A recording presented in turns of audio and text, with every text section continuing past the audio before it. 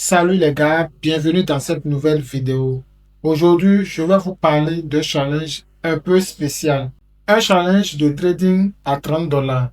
Et vous allez voir pourquoi j'ai choisi ce montant, pourquoi c'est important et surtout comment ça peut changer complètement votre manière de voir le trading. Restez bien jusqu'à la fin parce qu'au-delà de l'argent, c'est surtout une histoire de mentalité, de discipline et d'apprentissage. Alors, j'ai décidé de démarrer un challenge profil à 30 dollars. Et vous allez me dire, mais pourquoi 30 dollars? C'est rien. Est-ce ça vaut vraiment le coup? La vérité, c'est que j'ai choisi ce montant pour deux raisons principales. Premièrement, parce que le broker que j'utilise le propose. Et deuxièmement, parce que c'est accessible à beaucoup plus de personnes, surtout en Afrique. Soyons honnêtes, tout le monde n'a pas les moyens de déposer 500 ou 1000 dollars dans un compte de trading. Et je le sais parce que la majorité de ceux qui me suivent sont en Afrique. Ici, mettre 500 dollars dans un compte de trading, c'est parfois l'équivalent de plusieurs mois de salaire. Alors, l'idée avec ce challenge à 30 dollars, c'est de rendre le trading accessible. Parce que si tu perds, ce n'est pas la fin du monde. Tu peux réessayer avec 30 dollars encore. Même trois fois, ça te fait 90 dollars au total. Et crois-moi, avec trois tentatives, si tu prends le temps d'apprendre de tes erreurs, tu vas progresser énormément. Vous savez, le but de ce challenge, ce n'est pas seulement de gagner de l'argent. Non. Le but principal, c'est l'apprentissage. Parce que dans le trading, ce qui compte au début, ce n'est pas d'avoir beaucoup d'argent, c'est d'avoir la connaissance. Et la connaissance, ça ne s'achète pas, ça se construit. Ça se construit à travers les erreurs, à travers la pratique, à travers les échecs et les petites victoires. L'argent, lui, viendra avec le temps. Il viendra avec la détermination et il viendra avec la discipline. Et surtout, il viendra si tu ne lâches rien.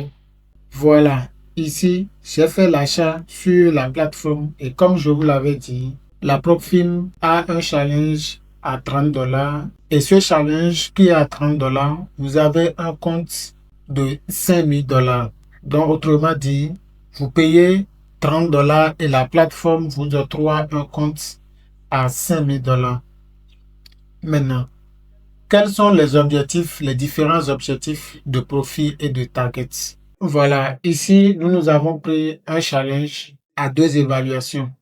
Ça signifie quoi? Ça signifie la première étape, vous devez faire 8% en termes d'objectif de profit et vous ne devez pas perdre au total 10% du compte. Et en termes de masse drawdown journalier, vous ne devez pas dépasser 5% du compte. Donc ici, on a un compte à deux étapes. Pour le moment, nous sommes dans la première phase du compte. Bien, dès l'achat du challenge, automatiquement, vous avez accès à ce mail où on vous donne vos identifiants du compte, le solde initial du compte. Ici, le solde est à 5000 dollars. Et le numéro du compte, vous avez accès au numéro du compte. Et aussi, vous avez accès au mot de passe pour pouvoir vous connecter au compte. Là, au niveau du compte qu'on a pris, actuellement, si on fait le récapitulatif du compte à 5000 dollars, j'ai commencé par le trader le 3 septembre, le 4 septembre, le compte est à 134 dollars et le 5 septembre aujourd'hui, le compte est à 520 dollars. Maintenant, en termes de profit total, là, on doit faire quelque chose de 400 dollars sur le compte pour atteindre l'objectif de profit. Et on ne doit pas perdre en dessous de 4750 dollars du compte. Et la plateforme sur laquelle on est en train de trader ici, c'est la plateforme MT4. Pour le moment, le courtier ne propose pas encore une autre plateforme que la plateforme MT4. Voilà, ici, on a l'historique des translations et des translations qui sont déjà clôturés, bien sûr. Par exemple, aujourd'hui, on avait le CAD qui était en grande faiblesse. Donc, je l'ai pris. J'ai pris le CAD qui était vraiment en grande faiblesse. Il y avait aussi le dollar, mais j'avais jugé que le CAD était vraiment la devise, la meilleure devise à prendre. Et là, j'ai pris le CAD JPY et AUD CAD CHF, CAD JPY, je l'ai pris en 2 fois. AUD CAD, je pense que c'est les translations que j'avais effectuées sur le compte. Là, nous voici sur le compte. Aujourd'hui, par exemple, on a fait un profit de 65 dollars et c'est des transactions qui sont effectuées sur le 4 comme je vous avais dit. Et parce qu'aujourd'hui, selon notre stratégie, le 4 est vraiment en grande faiblesse et je l'ai pris pratiquement contre la majorité des devises. Parce que la stratégie que j'utilise, ça permet de trader un ensemble de paires de devises et dont l'objectif final, c'est d'avoir plusieurs devises qui iront dans l'autre sens. Là, voilà notre robot dont on se sert pour pouvoir prendre les transactions sur le marché financier. Ici, comme je vous l'avais dit, le CAD est en grande faiblesse, qui est à 6, et suivi du dollar qui est à -3, et pratiquement les autres devises sont flat. C'est surtout la raison pour laquelle j'avais pris le CAD qui était en grande faiblesse. Je pouvais aussi prendre l'USD parce que la faiblesse est intervenue suite à l'annonce d'une grande nouvelle économique qu'on appelle le NFP. Là, voyez un peu les devises sur le CAD et nous allons voir pourquoi vraiment on a pris le CAD pour trader en basket. Et quand je dis basket, contre les autres devises. Ici, on a l'USD CAD qui a une tendance de fond très très fort.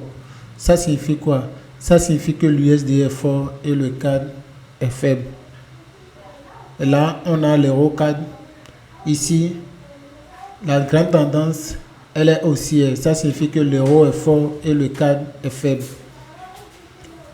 La CAD CHF.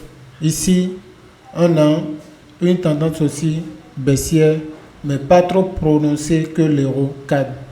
Mais quand même, on pouvait le prendre aussi. Ça signifie que le CAD est faible et le JPY est fort.